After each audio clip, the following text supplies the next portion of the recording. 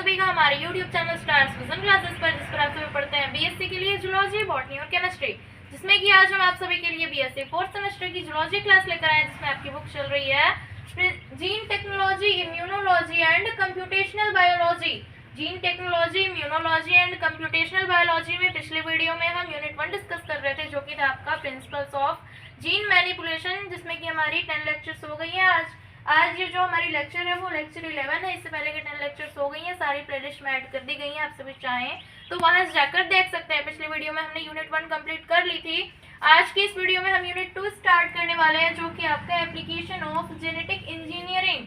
Genetic engineering के applications की study हम इस यूनिट में करेंगे, जिसमें कि सबसे पहले हम स्टडी करेंगे सिंगल सेल प्रोटीन्स की, कि क्या होते हैं सिंगल सेल प्रोटीन्स। तो सबसे पहले मेरी आप सभी से रिक्वेस्ट है कि अगर आप सभी चैनल पर नए हैं तो सब्सक्राइब कर लीजिए, वीडियो को लाइक कर दीजिए और फ्रेंड्स के साथ भी शेयर कर दीजिए।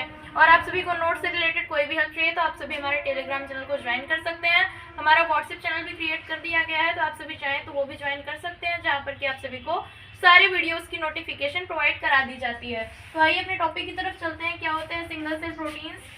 Single cell proteins or microbial proteins refer to dead dry cells of edible unicellular microorganisms like algae, bacteria, actinomycetes and fungi। यानी कि जो सिंगल सेल प्रोटीन्स होते हैं या फिर जो माइक्रोबियल प्रोटीन्स होते हैं, उन्हें रेफर किया जाता है किसको?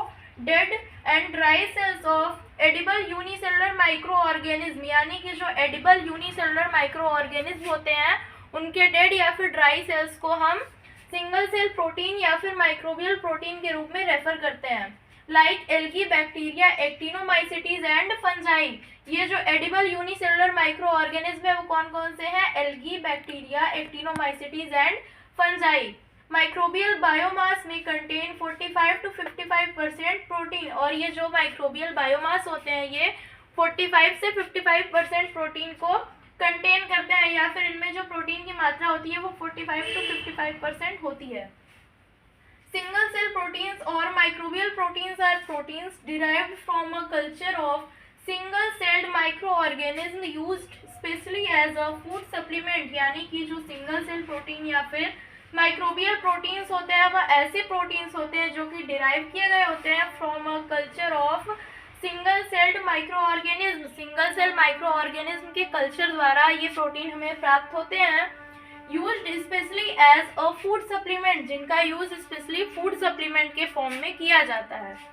Reasons for interest in SCP. Single cell protein में जो इंटरेस्ट है सभी का, उसके क्या रीजंस हैं, क्यों सभी लोग एससीपी को ज़्यादा मानते हैं फूड सप्लीमेंट के रूप में? तो आइए जानते हैं। SCPs have high protein content. जो SCPs होते हैं, सिंगल सेल प्रोटीन्स होते हैं, वो हाई प्रोटीन कंटेंट होते हैं।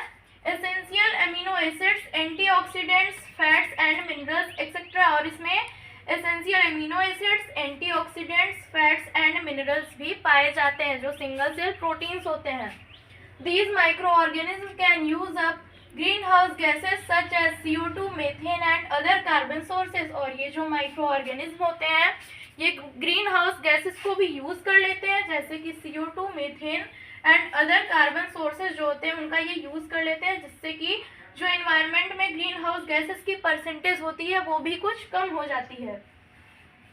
SCP technology can meet the world's protein requirement by setting up SCP fermenters on a few square kilometers of land। यानी कि जो सिंगल सेल प्रोटीन टेक्नोलॉजी है can meet the world's protein requirement, यह world की protein requirement को meet up करती है, पूरी कर सकती है।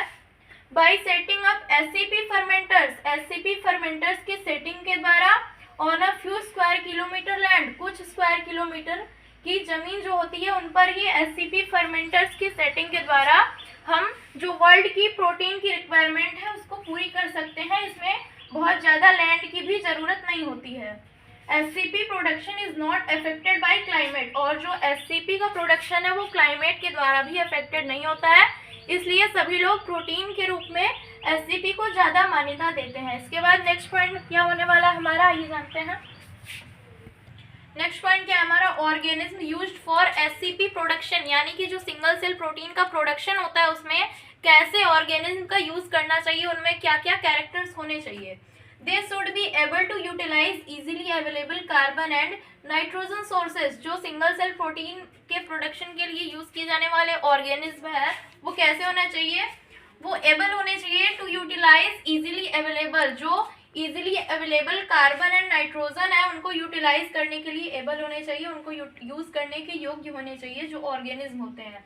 They should grow well in moderate growth condition, और वह मॉडरेट ग्रोथ कंडीशन में भी अच्छे से ग्रो करने वाले होने चाहिए।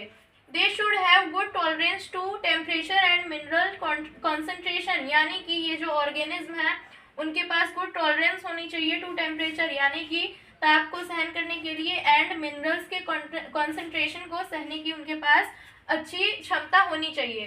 They should be resistant to viral infections, ये जो ऑर्गेनिज्म होते हैं ये वायरल इन्फेक्शंस के लिए रेजिस्टेंट होने चाहिए, प्रतिरोधी होने चाहिए।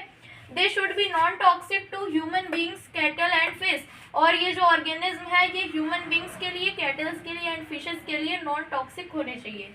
And they should be non pathogenic, और ये जो ऑर्गेनिज्म है ये नॉन पैथोजेनिक भी होने चाहिए। तो आइए जानते हैं कौन कौन से एल्गी, फंजाई एंड बैक्टीरियाज हैं जिनका यूज हम एससीपी प्रोडक्शन के लिए करते हैं। बात करेंगे हम एल्गी के बारे में कि कौन कौन से एल्गी का यूज किया जाता है सिंगल सेल प्रोटीन्स के प्रोडक्शन के लिए। Micro algae used for SCP production have 60 to 70% protein content, यानी कि जो माइक्रो एल्गी यूज किए जाते हैं एससीपी प्रोडक्शन के लिए, सिंगल सेल प्रोटीन प्रोडक्शन के लिए, उनमें 60 to 70% प्रोटीन कंटेंट होता है। They also have fats, vitamin A, B, C and E, mineral salts and chlorophyll, यानी कि उनमें फैट्स भी होते हैं, vitamin A, B, C and E भी होते हैं, मिनरल सॉल्ट एंड क्लोरोफिल भी प्रेजेंट होता है किसमें, उन एल्गीज में जो कि सिंगल सेल प्रोटीन्स के प्रोडक्शन में यूज किए जाते हैं। एर्थ्रोस्पाइरा प्लेटेंसिस, एर्थ्रोस्पाइरा मैक्सिमा जिसे कि हम स्पाइरुलिना के नाम से भी जानते हैं, Chlorella and Scenedesmus are some algal species used for SCP production, यानी कि ये कुछ स्पीसीज है जो कि एससीपी प्रोडक्शन के लिए यूज की जाती है। कौन कौन सी, एर्थ्रोस्पाइरा प्लेटेंसिस, एर्थ्रोस्पाइरा मैक्सिमा जिसे कि स्पाइरुलिना के नाम से भी जानते हैं, क्लोरेला एंड सेनेडेस्मस। इसके बाद हम फंजाई की बात करेंगे। Fungal SCP have 30 to 50% proteins, यानी कि जो फंगल सिंगल सेल प्रोटीन होते हैं उनमें 30 to 50% प्रोटीन कंटेंट होता है। Beta complex vitamin and 7 to 10% nucleic acid content, उसमें बीटा कॉम्प्लेक्स विटामिन भी होते हैं और 7 to 10% न्यूक्लिक एसिड कंटेंट्स भी प्रेजेंट होते हैं। कौन कौन से फंगल स्पीसीज का यूज किया जाता है आइए जानते हैं। Saccharomyces cerevisiae, Aspergillus and Penicillium are used for SCP production. इसके बाद हम बैक्टीरिया की बात करेंगे। बैक्टीरियल एससीपी है 50 to 80% प्रोटीन, यानी कि जो बैक्टीरियल सिंगल सेल प्रोटीन होते हैं इनमें 50 to 80% प्रोटीन कंटेंट होता है, but require processing because of their high nucleic acid content, जबकि इनमें बहुत ही ज़्यादा न्यूक्लिक एसिड कंटेंट होता है इसलिए इन्हें प्रोसेसिंग की आवश्यकता होती है। कौन कौन से बैक्टीरियाज होते हैं जिनका यूज सिंगल सेल प्रोटीन के प्रोडक्शन में किया जाता है। Methylophilus, Methylotrophus, Rhodobacter capsulatus, Bacillus, Lactobacillus and Pseudomonas have been used for SCP production, यानी कि ये कुछ बैक्टीरिया हैं जिनका use SCP production single cell protein के प्रोडक्शन में किया जाता है। सो स्टूडेंट्स, आई होप आप सभी को आज की वीडियो अच्छी लगी होगी। वीडियो कैसी लगी कमेंट करके जरूर बताएं, वीडियो को लाइक करें, फ्रेंड्स के साथ भी शेयर करें, चैनल पर नए तो सब्सक्राइब जरूर करें, और आप सभी को नोट से रिलेटेड कोई भी हेल्प चाहिए तो आप सभी हमारे टेलीग्राम चैनल को ज्वाइन कर सकते हैं। थैंक्स।